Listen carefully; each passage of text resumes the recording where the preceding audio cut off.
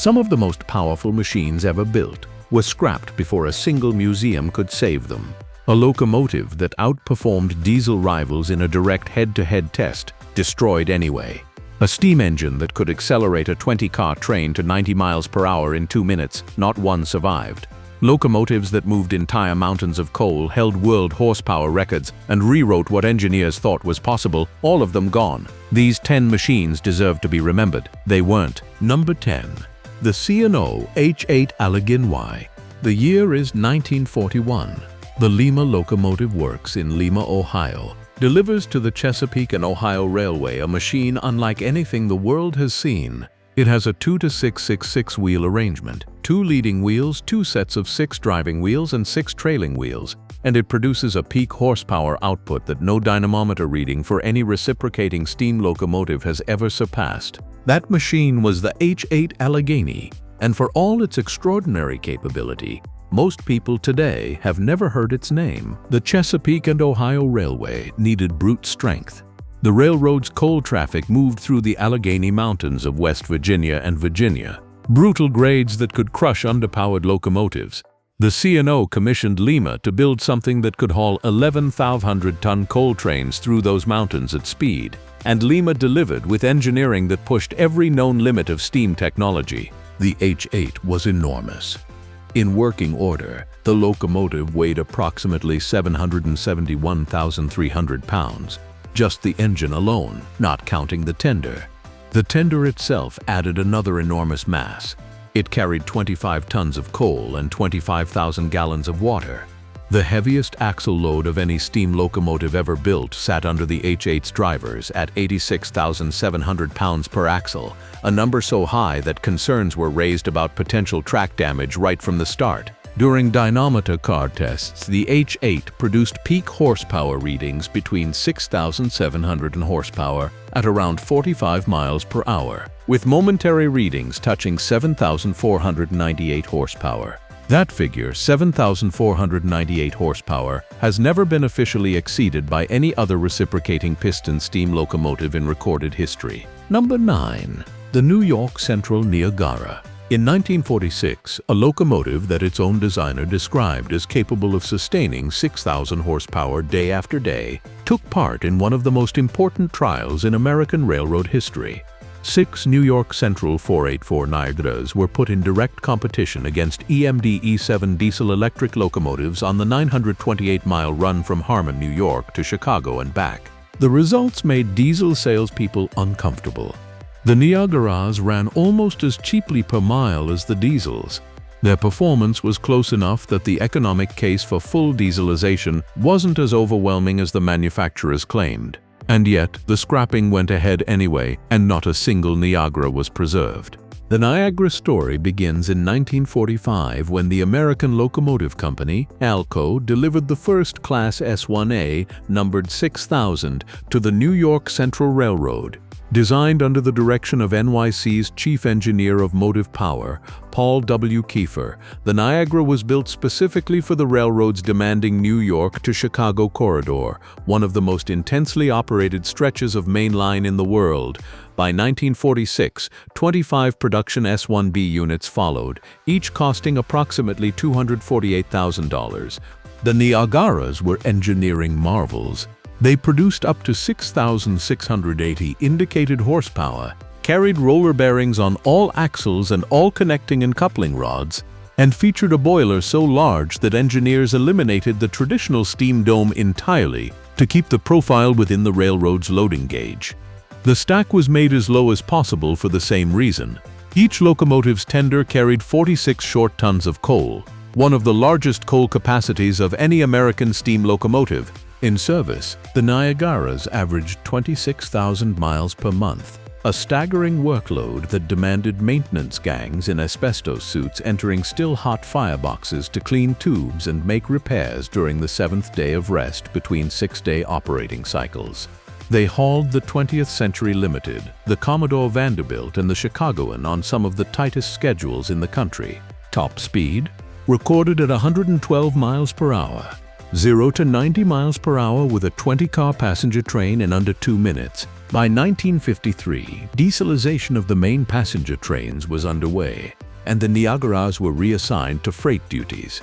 Their weight and axle loading restricted the routes they could use, and by 1955 and 1956, the equipment trust agreements expired and the railroad made its final decision. Every single Niagara was sent to Luria Brothers for scrap, fetching less than $15,000 each, about 6 cents on the dollar compared to their $248,000 construction cost. Number 8.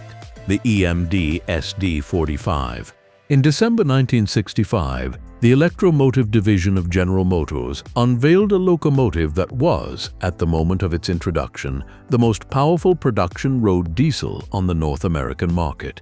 It was called the SD45. It produced 3,600 horsepower from a turbocharged 20-cylinder version of EMD's Model 645 diesel engine, and it wore a set of dramatically flared rear radiator intakes that made it look like nothing else on the rails. The SD45 was EMD's answer to the mid-1960s horsepower race. Railroads were demanding more power per locomotive to reduce crew costs and improve efficiency, and manufacturers were pushing their technology harder than ever. The SD45 delivered a genuine 600 additional horsepower over the competing SD40, an advantage that initially sent orders flooding in. EMD's first SD45, Great Northern 400, nicknamed Hustle Muscle, and now preserved by the Great Northern Railway Historical Society, was delivered in December 1965. By the time production ended in December 1971, EMD had built 1,160 SD45s for American railroads. Customers included the Southern Pacific, Santa Fe, Great Northern, Northern Pacific, Union Pacific, and Erie-Lackawanna, among others. In the right circumstances, the SD45 was spectacular. Its combination of raw power and relatively high maximum speed of 71 miles per hour made it the preferred choice for hotshot freight trains and priority intermodal service. The Santa Fe used its large SD45 fleet on its highest priority trains, eventually ordering 125 standard units and additional cowl body variants. But the 20-cylinder prime mover carried a serious flaw. The engine block was prone to flexing under load, and that flexing could crack and then break the crankshaft. A locomotive with a broken crankshaft was a locomotive sitting dead on the main line, blocking traffic and costing the railroad money. Even after EMD strengthened the block to address the crankshaft issue, the maintenance costs and fuel appetite of the 20-cylinder engine remained higher than the simpler, more reliable SD40. When EMD launched its improved Dash 2 line in January 1972, the SD42 proved so much more economical to operate and maintain that only 136 SD45-2 units were ever sold, a tiny fraction of the SD42's eventual production run of over 4,000 units. Railroads that had bet heavily on the SD45 found themselves with expensive, fuel-hungry, complex locomotives that were increasingly difficult to justify as fuel prices rose through the 1970s. Number 7. The Fairbanks-Morse H-24-66 Train Master.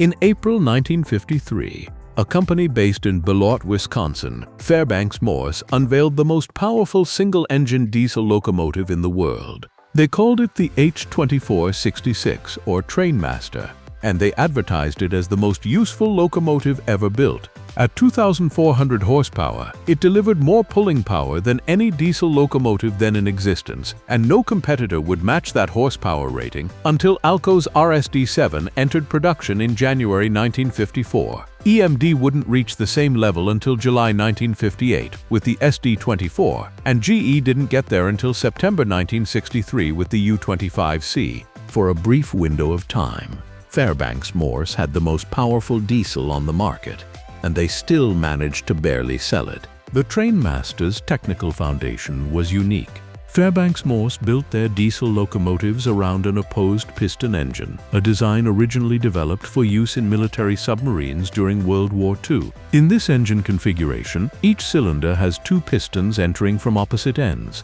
with no conventional cylinder head. The design produced excellent power from a compact, efficient package. The 12-cylinder version used in the Train Master displaced 12,443 cubic inches and pushed 2,400 horsepower through 6 traction motors riding on CC trucks. At 66 feet long and weighing 375,000 pounds, just over 194 tons, The Train Master was a heavy machine, but the power it delivered was transformative.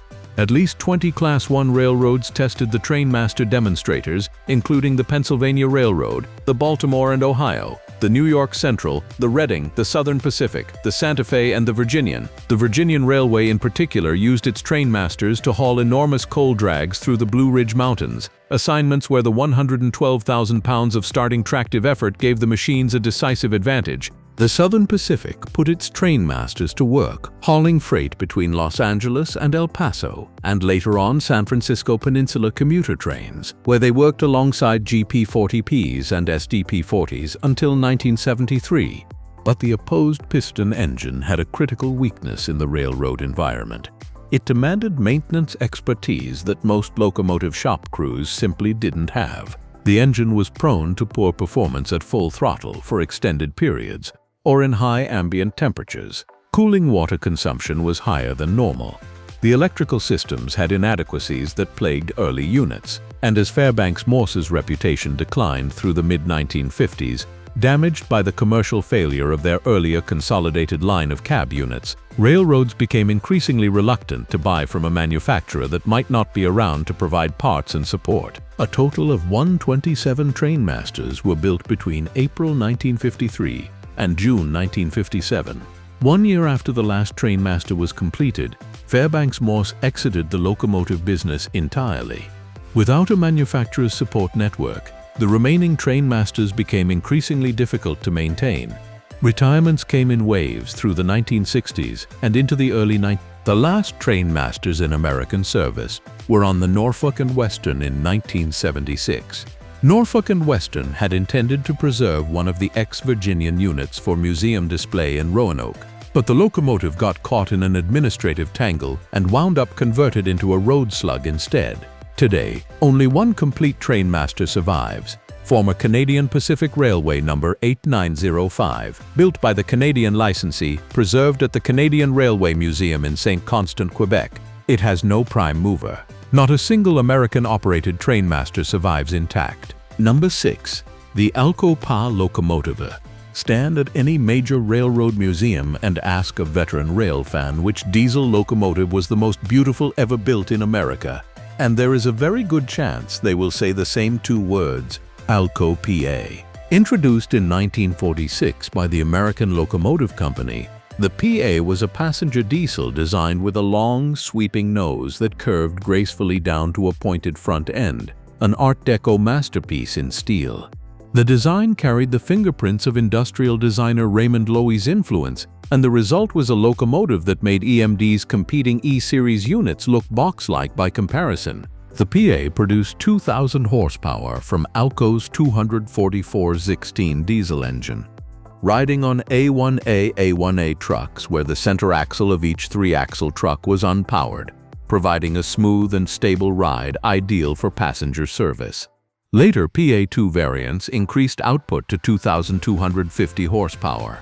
The locomotives were ordered by major railroads including the Atchison, Topeka, and Santa Fe, the Union Pacific, the New York Central, the Pennsylvania Railroad, the Delaware and Hudson, Gulf Mobile and Ohio, and several others. In revenue service, the PAs on the Santa Fe's famous Super Chief between Chicago and Los Angeles became some of the most photographed locomotives in American history.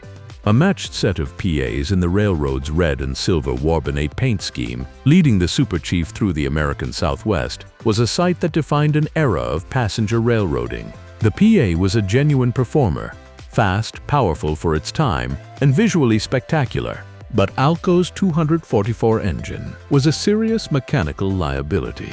The engine was prone to cracking cylinder heads and to developing internal failures that caused fires. Maintenance costs were high. Reliability was inconsistent, and railroad purchasing departments increasingly favored EMD's competing E7, E8, and E9 locomotives, which used the far more dependable 567 series prime mover. The PA's fundamental problem wasn't performance, it was that the most important component inside the beautiful body couldn't be trusted. Production of the PA and PA2 ended in 1953, with a total of 297 units across all variants. As the 1960s progressed, PAs were retired across the country. The Delaware and Hudson kept their PA2s running longest among American railroads, using them through the early 1970s on passenger service. Mexico's national railway, Ferrocarriles Nacionales de Mexico, kept its PAs operational even longer. Rebuilt units survived in Mexican service through the 1990s, and 2 of those locomotives were eventually repatriated to the United States for preservation. Today, 2 complete Alco PA units survive in the United States. One at the Illinois Railway Museum in Union, Illinois, and one at the Steamtown National Historic Site in Scranton, Pennsylvania. Neither is operational. The most visually arresting diesel locomotive ever built in America is preserved in only 2 examples, neither of which turns a wheel under its own power. Number 5. The Southern Pacific Cab Forward. Every locomotive in history has the cab at the rear, behind the boiler, so the engineer can look forward along the tracks. Every locomotive except one class, the Southern Pacific's cab-forward locomotives, also known as the AC series, ran with the cab at the front and the firebox at the rear, which meant the engineer looked down the track from the very nose of the machine, while the entire boiler stretched out behind him. This was not an accident or an experiment. It was a deliberate, logical solution to a specific and deadly problem. The Southern Pacific's main line through the Sierra Nevada and over the Cascade Mountains ran through dozens of miles of snowsheds and tunnels, long enclosed passages through which locomotive exhaust had nowhere to go. In conventional locomotive operation, the cab was directly behind the stack, meaning that any buildup of smoke and exhaust gases in a tunnel would immediately flood the crew cab. Crews had been seriously harmed and even killed by carbon monoxide exposure. The cab-forward design solved this completely.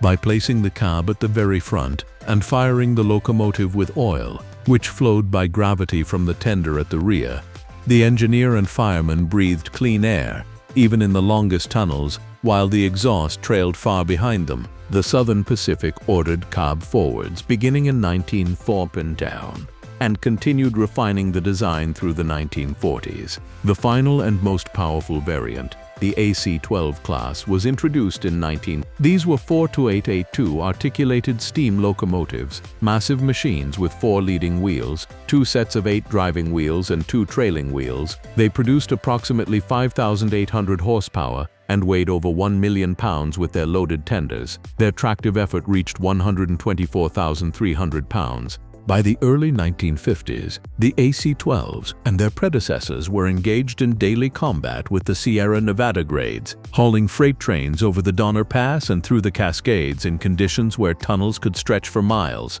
The locomotive's reversed configuration meant the engine's exhaust went nowhere near the crew, and the relatively clean burning of fuel oil kept conditions manageable even in the longest enclosed passages. But dieselization came to the Southern Pacific as it came to every other major American railroad, and the cab-forwards were retired through 1956. Out of all the cab-forwards built across the various AC classes, only one survives today, AC-12 number 4294, preserved at the California State Railroad Museum in Sacramento. It was the last cab-forward built, completed in 1944, and it was saved from scrapping specifically because of its historical significance as the final example of one of the most unusual and ingenious locomotive designs in history. Number 4.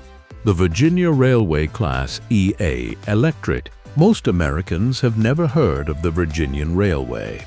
It was a relatively short line, running just over 600 miles from the coal fields of West Virginia to the Tidewater port at Norfolk, Virginia.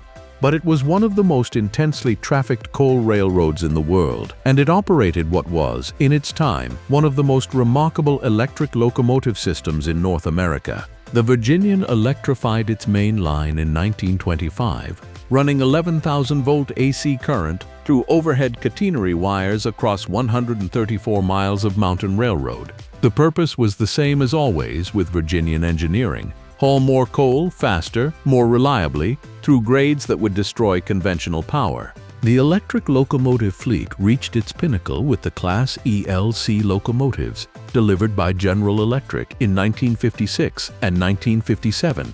These 12 rectifier electric locomotives, each producing 6,800 horsepower, were at that moment among the most powerful electric locomotives in the United States.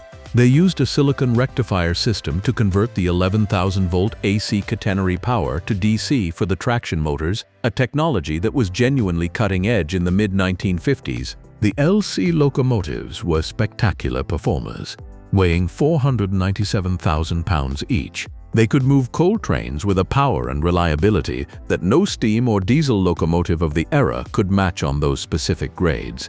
The Virginian was moving roughly 20 million tons of coal per year through its system, and the electrics were the heart of that operation. Then, in 1959, the Norfolk and Western Railway absorbed the Virginian Railway in a merger.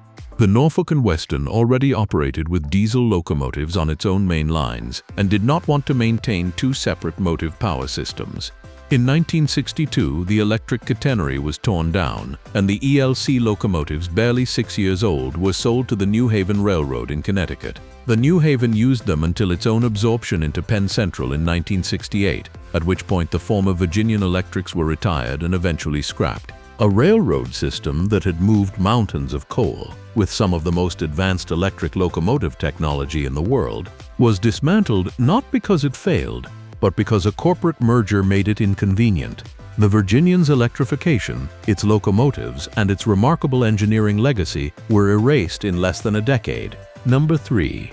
The EMD E8 and E9 passenger diesel. If you rode an American passenger train in the 1950s or 1960s, there is an overwhelming probability that you traveled behind one of two locomotives, either an EMD E8 or an EMD E9.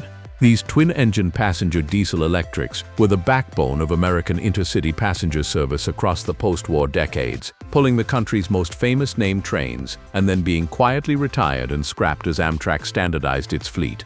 The E8 entered production in 1949, producing 2,250 horsepower from two EMD 12-567B diesel engines. It rode on A1A trucks, three-axle trucks with the center axle unpowered, for a smooth, stable ride suited to high-speed passenger service. EMD built 457 E8A cab units and 49 E8B booster units for American railroads, making it one of the most widespread passenger locomotive classes of its era. The E9, introduced in 1954, was the final and most refined version of the E-Series line. It produced 2,400 horsepower from two 12-567C prime movers, incorporated improved electrical systems, and was the first EMD passenger locomotive to use the 567C engine. EMD built 144 E9A units and 44 E9B units before production ended in 19. Together, the E8 and E9 powered the 20th Century Limited on the New York Central, the California Zephyr on the Burlington, the City of Los Angeles on the Union Pacific, the Super Chief on the Santa Fe, and hundreds of other named trains that defined the era when passenger railroading was still a dignified and prestigious way to travel. These machines were the public face of American railroading at its commercial peak. When Amtrak took over intercity passenger operations on May 1, 1971, it inherited a mixed fleet of E-units from the private railroads. As Amtrak standardized on newer SDP-40F and then F-40PH locomotives through the 1970s, the E8s and E9s were retired in bulk. Most were sold to regional commuter rail agencies. Some found temporary second lives on excursion service, and a significant number were simply scrapped. Number 2. The Pennsylvania Railroad T1. Few locomotives in American history have generated as much passionate debate as the Pennsylvania Railroad's T1 class duplex drive steam locomotive. Designed in-house by the Pennsylvania Railroad and built between 1942 and 1946 by Baldwin Locomotive Works and the PRR's own Altoona shops, the T1 was an attempt to build the ultimate high-speed passenger steam locomotive and prove that steam could compete with diesel for the foreseeable future. The T1 used a 4-4-4-4-4 duplex drive wheel arrangement, two sets of 4 driving wheels, each powered by its own pair of cylinders, all mounted on a single rigid frame. This approach divided the locomotive's power into 2 smaller valve gear systems, each of which could be designed for higher RPM and lighter reciprocating weight than a single large conventional arrangement would allow. In theory, it combined the power of a large articulated locomotive with the smooth running of a conventional single-engine design. The Raymond Loewy-styled exterior was breathtaking. a sculpted, streamlined nose that swept back in flowing curves, giving the T1 an appearance unlike any other American locomotive before or since. Under test conditions, T1 number 6L10 achieved 100.9 miles per hour in regular service on the Fort Wayne division, and some accounts suggest individual units exceeded 100 PRent on multiple occasions during normal operation. The Pennsylvania Railroad built 52 T1 locomotives in total. In service, they were assigned to the railroad's premier passenger trains, the Broadway Limited, the General, the Admiral, on the main line between New York and Chicago. But the T1 had a catastrophic flaw: wheel slip. The duplex arrangement under certain throttle and rail conditions caused all 8 driving wheels to lose traction simultaneously in an event that crews called a slip. When it happened, the locomotive could be rendered temporarily uncontrollable, and the wheel slip events caused accelerated wear to both the locomotive and the track. Crews developed techniques to manage the problem, but it was never truly solved. By 1949, the railroad was already struggling with the maintenance demands of the T1 fleet, and diesel locomotives from EMD were demonstrating their reliability advantages in daily service. Retirements began in 1949 and accelerated rapidly. By 1952, every T1 had been retired, none lasting more than 10 years in service. All 52 were scrapped. Not a single T1 was saved. Number 1. The Union Pacific Gas Turbine-Electric Locomotives. In 1952, the Union Pacific Railroad received something that no other railroad in the world was operating: a fleet of gas turbine-electric locomotives. Not diesel, not steam. Turbines, machines that burned liquid fuel to spin a turbine connected to an electrical generator, which in turn powered electric traction motors on the axles. The concept came from a collaboration between Union Pacific and General Electric, and it was driven by a simple goal: more horsepower per locomotive than any diesel could provide. In the early 1950s, diesel technology topped out at around 1,500 to 1,750 horsepower per engine. The gas turbine electrics delivered far more. The first generation of Union Pacific gas turbines, delivered from 1952 onward, produced 4,500 horsepower each. These 25 locomotives, numbered 51 through 75, were immediately the most powerful single-unit locomotives in the United States. A later second generation followed, and then the massive third-generation units, the behemoths, arrived beginning in 1958. The third-generation turbines, built by General Electric and delivered as a combined locomotive and booster set, produced a combined output of 8,500 horsepower. These machines were enormous. The locomotive unit alone weighed over 500,000 pounds, and they hauled heavy freight trains across the salt flats of Utah and over the grades of Sherman Hill in Wyoming with a power output that contemporary diesel locomotives simply could not match. In total, Union Pacific operated 55 gas turbine electric locomotives across all 3 generations, making it the largest fleet of turbine-powered railroad locomotives in world history. On the flat, straight stretches of the overland route, they were exceptional. They moved freight faster, and with fewer locomotive changes than the diesel consists, they supplemented. But the gas turbine had one irreversible weakness: it was extraordinarily hungry for fuel. A turbine burns fuel at essentially full rate, even at partial output. There is no efficient throttle back the way a diesel engine has. When residual fuel oil was cheap in the early 1950s, this was tolerable. When oil prices began rising in the late 1960s, the economics became impossible.